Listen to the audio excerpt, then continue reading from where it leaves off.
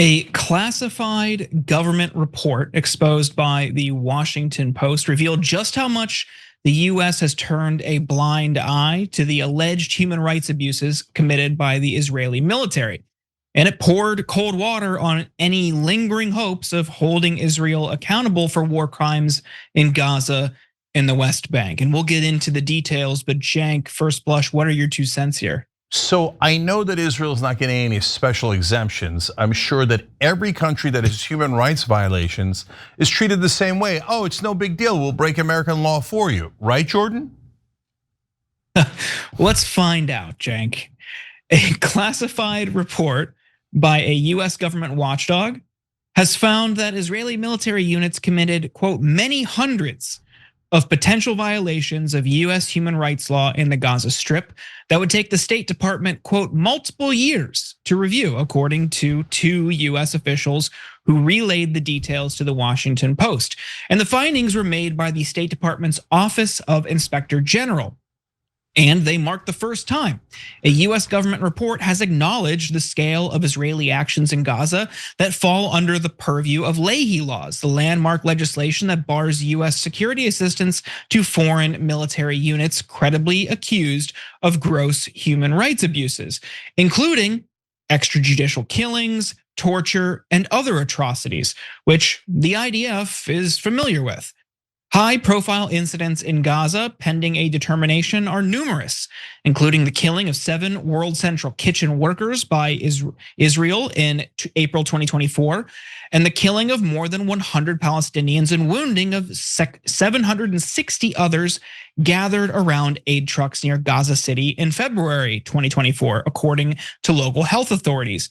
But even if those incidents are eventually scrutinized by a US government, the review process for assessing alleged human rights abuses intentionally advantages Israel over other countries facing similar accusations. The protocol, known as the Israel Leahy Vetting Forum, involves higher level US officials in a lengthier process than reviews for other countries, the report says. Under normal vetting, a single objection from an official is sufficient to withhold assistance from a military unit, said Josh Paul, a former State Department official. For Israel, a US working group must, quote, come to a consensus on whether a gross violation of human rights has occurred, Paul said. So who's in that working group? It includes representatives of the US Embassy in Jerusalem and the Bureau of Near Eastern Affairs, both of which, quote, often advocate for Israel within the US system, according to the Washington Post. But that's not all. The Israeli government is then consulted on the incident and asked if it has taken any actions to address the matter. If the group finds that a unit has committed a gross violation of human rights, it can recommend that unit be found ineligible for US assistance. The Secretary of State then must approve the finding of ineligibility. Now, just a reminder that our Secretary of State is Marco Rubio, one of the administration's biggest defenders of Israel. He's received over $1 million from AIPAC in his political career, and unsurprisingly, this review system has led to zero accountability for Israel. Paul, the former State Department official, says, to date, the US has not withheld any assistance to any Israeli unit despite clear evidence. Cenk, are you surprised? Okay, so look, they say Israel controlling American government is a trope. So are we not allowed to state facts? So should I just shut up for the rest of this video because we're not allowed to say the things that are true? I mean, it's in the Washington Post, they're not hiding it. And by the way, this is not just about Trump. Anthony Blinken is a guy under, of course, Secretary of State for Biden, who said no, Israel gets a special exception. Even though they have violated this law, and we went through this entire laborious process, gave them exception after exception, Blinken just killed the report. And he's like, no, I don't care. Did you know that Anthony Blinken used to consult for the Israelis before working for Biden? He got all that money and he loves Israel, but wild coincidence. Did you know that AIPAC is the #1 donor to Joe Biden throughout his entire political career? Wild coincidence. No, this has nothing to do, mainstream media will tell you, you only think that being the top donor to a politician affects that politician if you hate Jews. Well, what if the donor is not Jewish? What if the donor is an oil company? Nope, you still hate Jews. What is this? This is insanity, right? So for Trump and Rubio got $1 million from the Israeli lobby, but that's just like the tip of the iceberg. We covered that Larry Ellison gave him $5 million in a super PAC after he promised to serve Israel. So, and Ellison, the head of Oracle, now the head of TikTok and the head of CBS, et cetera, back then in 2016 when Rubio was running for Trump, wrote a letter to the Israeli ambassador. Rubio has been approved, and I've sent him a $5 million check to his super PAC. I mean, it's brazen. They just totally buying our politics. Don't say it, don't know. The $5 million was for charity after he got pro-Israel stamped on his forehead, right? But don't look, don't say, don't. Remember, Israel, you cannot criticize Israel. And that's why they don't control us, okay? So, and of course, Trump has gotten $337 million from one Israeli family, the Adelsons. Yes, Miriam Adelson is literally an Israeli. She's also an American, but she has asked for nothing for America, nothing for our citizens. All she's asked for is for Israel, and of course the Adelson family and their deep corruption to make those problems go away, make their taxes go away, et cetera. And Trump has delivered in spades for them. Shh, you're not allowed to say it. You're not allowed to say it, okay? So, but here's our State Department saying it. We're not saying it. The State Department is saying only Israel gets this exemption. Every other country must follow the rules and must not commit human rights abuses. Well, then they say, well, that's not because Israel has given money to all of our corrupt politicians. No. It's because they're a special ally. First of all, what does that mean? That's just a thing you made up, okay? All right, then secondly, well, the UK is arguably a special ally, and they're in a sense our oldest ally. Canada is obviously a special ally. They're our closest ally historically forever and ever. How about the second largest military in NATO that actually protects us in so many different ways?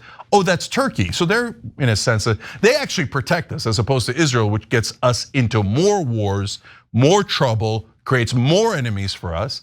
But so do the Canadians, the British, et cetera, do they get any special exemptions? No, special ally doesn't matter at all for any other country. If you commit any human rights abuses, we're gonna come down like a ton of bricks on you. But if it's Israel, sorry, hold on. First, I gotta go check the Israelis. Hey, Miss beloved Israel, may we please sanction you? No, I'm sorry. No, please, I still want the money. I beg you, I still want the money.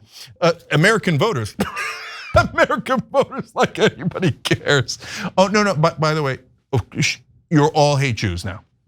Because you know the facts, and the facts say that Israel is definitely getting a special exception after they have definitely legally bribed all of our politicians. Okay, so anyway, you get it. Nobody hates Jews, okay? This has nothing to do with Jewish Americans. And Jewish Americans didn't ask for this. It's pro-Israeli radicals that have totally captured our government. And if this is a spectacular example of us being occupied, our government is occupied. If I would find every Israeli loyalist, I mean, here it's easy. The Jerusalem office that is preventing us from holding Israel accountable. They obviously work for Israel. They say they're the US office in Israel, they're not. They're preventing us from accountability towards Israel. So they're traitors. And they should, I'm not a guy who's like I love peace and nonviolence. And when I say traitor, I don't mean like go and kill them or some lunatic thing like that. No, I'm just saying they have to be fired. I mean, at a minimum, you fire traitors, right? At a minimum, if you're representing a different country when you're supposed to be representing us, I don't know what you are if you're not a traitor. And what is this crazy thing, Jordan, where we ask permission of Israel whether we should sanction them for their human rights abuses? Did we ask Saddam Hussein before we sanctioned him? Did we ask the Ayatollah before we sanctioned him? No, we're only asking Israel, but shh, don't say it. Mainstream media's job is not to tell you the truth. Their job is to accuse you of being a hateful person if you state the truth. But to be fair, Washington Post, nice job, credit where credit is due. Yeah, it's a surprising, but also not surprising report. I think the surprising element for me is that the Post published this, seeing how it has shifted to the right over the past year or two.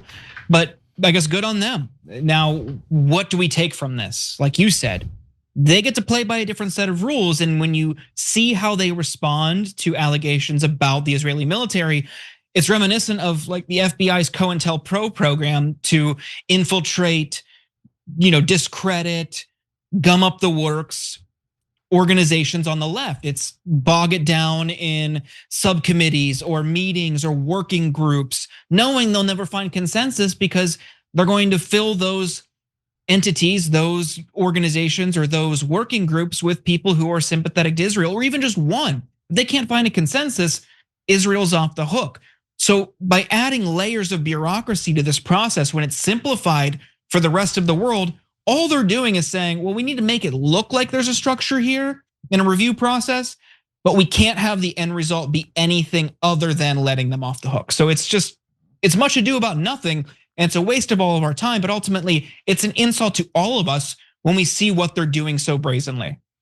Yeah, I'm getting a note from our producers here to correct something I said. Apparently Cambodia also gets this special exemption. Yeah, I'm kidding, of course they don't. Did anybody think that they do? No, only Israel gets it. Imagine if we had it for Cambodia. People would be so perplexed. They'd be like, wait, Cambodia is the only country that's allowed to do human rights abuses and we can't sanction them in any way, and we have to keep sending them money because we owe the Cambodians? And then when you ask that perfectly rational question, everyone on TV screamed at you, anti-Cambodiite, Cambodist. Okay, but that kind of hilarious nonsense is exactly what happens on TV when it comes to Israel. Yeah, and there's a strong case to be made that we do owe Cambodia at least reparations and support after what Kissinger did to them. So we wouldn't do that, but I'm just saying, if it was Cambodia, there's a case to be made that we should give them special treatment. But to be fair, Israel, we took $300 billion. Oh no, I'm hearing they took $300 billion from us. Oh, and they did. No, wait, I'm hearing they did an $8 trillion global war on terror to defeat all of our. Oh no, I'm hearing we did an $8 trillion global war on terror to defeat all of their enemies.